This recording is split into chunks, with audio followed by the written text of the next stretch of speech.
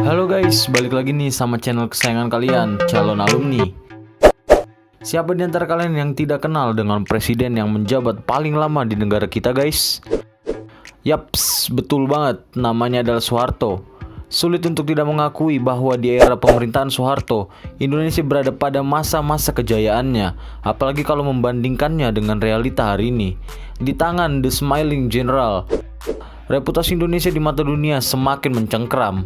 Soeharto membenahi dan merintis dengan rapi warisan pemerintahan pada pemerintahan Soekarno tuh guys, menutupi borok-borok dan meredam aksi-aksi yang dianggap mengganggu, tidak perlu atau bahkan mengancam keberlangsungan hidup di negeri ini. Mendoktrin dan menciptakan image sebagai seorang pemimpin yang hebat dan nyaris tak ada cacatnya satu butir pun.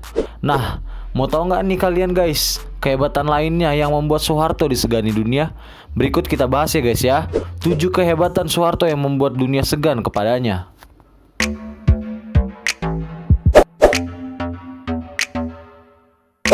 Memiliki insting yang kuat dan strategi jenius.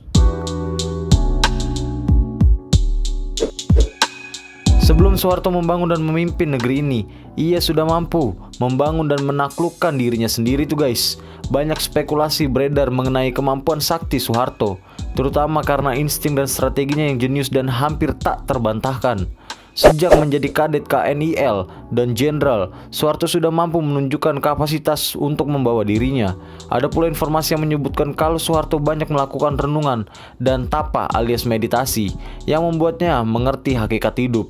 Sehingga akhirnya tidak hanya bisa membawa diri, Soeharto pun didaulatkan untuk membawa kehidupan bangsa ini menuju masa-masa emasnya tuh guys.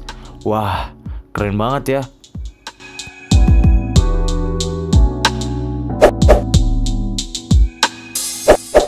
Sang Bapak Pembangunan. Pembangunan memang menjadi proyek yang mewarnai hari-hari pemerintahan Soeharto. Nama kabinetnya adalah Kabinet Pembangunan. Hingga 7 generasi dan Soeharto dinyatakan lengser tuh guys. Ia juga mendapatkan gelar Bapak Pembangunan meski hal ini juga sempat menuai kontroversi. Konsep trilogi pembangunan yang diusung Soeharto memang membawa bangsa ini kepada kejayaan berkali-kali tuh guys. Sebut saja masa-masa di mana Indonesia bisa mengalami swasembada beras, penekanan inflasi dari 650% hingga menjadi 12% saja. Wah, gede banget ya guys ya. Pembangunan waduk-waduk dan banyak lagi. Intinya pembangunan besar dan kecil pada masa-masa itu terasa nyata dibanding hari ini dan hari-hari yang mungkin kedepannya lagi tuh guys.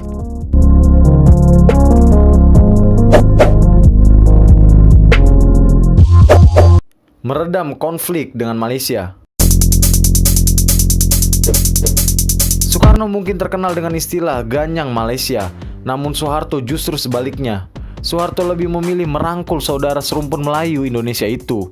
Dengan kemampuannya berdiplomasi dengan beribawa, membuat seorang Mahathir Muhammad sampai menjatuhkan rasa respek dan hutang budi padanya tuh guys. Indonesia dan Malaysia tidak banyak gontok-gontokan masalah akuisisi budaya maupun wilayah seperti sekarang tuh guys. Negara kita ini bahkan disebut sebagai the big brother the ASEAN di zaman Soeharto tuh. Wah, keren banget ya bisa namanya gitu guys.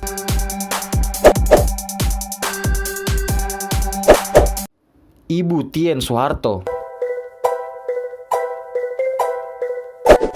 Wanita adalah salah satu kekuatan di muka bumi ini yang mampu menguatkan ataupun menggulingkan sebuah dinasti atau kekuasaan tuh guys. Indonesia juga pernah punya dan dia adalah Ibu Tien Soeharto. Wanita murah senyum dan karismatik yang sangat dicintai rakyatnya tuh guys. Sampai-sampai di akhir hayatnya rakyat ikut melepaskan kepergiannya dan berduka berhari-hari tuh guys. Wah, bener-bener sangat respect ya guys ya. Soeharto merupakan seorang jenderal yang sangat gagah dan gahar, dan Ibu Tien Soeharto menjadi salah satu kekuatan istimewa yang dimiliki Soeharto tuh guys. Konon wanita bernama asli Raden Ayu Siti Hartina ini memiliki anugerah yang mampu menggiring siapapun di sisinya pada masa kejayaan saat itu. Tanpa banyak penjelasan, siapapun yang merasakan era Soeharto mungkin bisa memahami hal ini. Sedangkan ketika Ibu Tien berpulang, konon Soeharto pun perlahan-lahan mengalami kemunduran hingga akhirnya dilengserkan tuh guys. Wah, kasihan ya.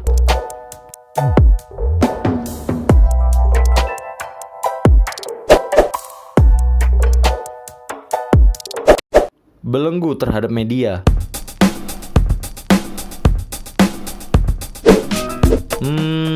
Terdengar jahat ya guys ya. Namun di sisi lain nih, hal ini mampu meredam berbagai keadaan dan membangun citra tentang negara yang aman dan pemimpin yang berwibawa tanpa celah tuh guys. Saat itu, tidak ada satu media pun yang berani mengkritik pemerintahan. Berarti waktu itu tegas banget ya guys ya. Masih ada loh yang membandingkan kebijakan hari itu dengan kebebasan berekspresi media dan masyarakat hari ini, terutama saat gerah dengan ungkapan kebencian yang tidak pada tempatnya dan hanya menimbulkan konflik. Di zaman Soeharto mungkin yang begini sudah lenyap ya guys ya, bahkan hilang mungkin.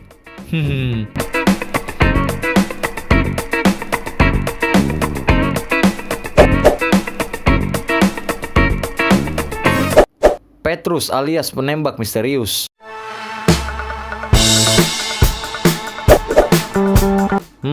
Buat kalian yang mungkin lahir di tahun 60-90-an, pasti udah nggak asing dengan kata Petrus ya guys. Yaps, masih berhubungan dengan melenyapkan. Oknum yang meresahkan di masa Soeharto, The Smiling General ini memiliki sebuah operasi rahasia bernama Petrus, atau orang-orang sih sering sebutnya operasi celurit tuh guys. Operasi ini dilakukan untuk mengontrol keamanan yang carut marut saat itu. Siapapun yang dianggap menjadi biang kerok akan cepat-cepat didor ataupun ditembak guys, khususnya wilayah Jakarta dan Jawa Tengah. Korban yang ditembak atau ditemukan meninggal begitu saja keesokan harinya. Pada akhirnya memang terbukti sebagai orang-orang yang memiliki catatan masalah tuh guys. Dan pelaku Petrus sendiri selalu misterius. Kebijakan ini memang menuai pro dan kontra hingga ke ranah internasional. Namun, kebijakan ini sendiri dilakukan bukan secara mentah-mentah. Dalam penjelasannya Soeharto menjelaskan, tindakan tegas bagaimana? Ya harus dengan kekerasan. Tetapi kekerasan itu bukan lantas dengan tembakan dor-dor begitu saja. Bukan, yang melawan mau tidak mau harus ditembak karena melawan. Mereka ditembak. Lalu ada yang mayatnya ditinggalkan begitu saja. Itu tuh untuk shock terapi. Tetapi goncangan ini supaya orang banyak mengerti bahwa terhadap perbuatan jahat masih ada yang bisa bertindak dan mengatasinya. Tindakan itu dilakukan supaya bisa menumpas semua kejahatan yang sudah melampaui batas peri kemanusiaan yang ada di Indonesia. Maka kemudian meredalah kejahatan-kejahatan tersebut yang sangat menjijikkan. Itulah lantas kata Soeharto pada zamannya.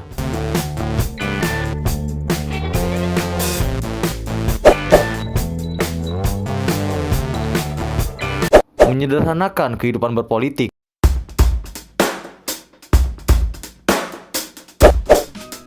Zaman sekarang ada banyak sekali ya guys partai yang populer berkembang hingga yang minor. Namun di zaman Soeharto tuh guys, hanya dikenal 3 partai politik saja, yaitu Golkar, PDI, dan P3 atau PPP. Hal ini dilakukan untuk menyederhanakan kehidupan berpolitik di Indonesia tuh guys. Karena sistem sebelumnya yang dikenal dengan multi partai di era Soekarno dianggap membuat pembangunan mandek dan kabinet mengalami jatuh bangun tuh guys. Namun pada akhirnya kebijakan ini menimbulkan kritik dan konspirasi politik yang ditandai dengan peristiwa tidak menyenangkan di kalangan masyarakat tuh guys. Akhir kehebatan Soeharto memang bagai ungkapan karena nilai titik rusak susu sebelanga. Ada banyak kehebatannya, namun tidak sedikit pula kritik untuk masa pemerintahan Orde Baru tersebut. Indonesia yang saat itu digadang-gadang aman, damai, makmur, dan tentram seolah menjadi fata morgana. Meski begitu, masih ada juga yang kangen dengan apiknya riwayat Indonesia di masa Soeharto itu. Oke guys, segitu aja ya kita bahas tentang bapak pembangunan kita, Pak Soeharto.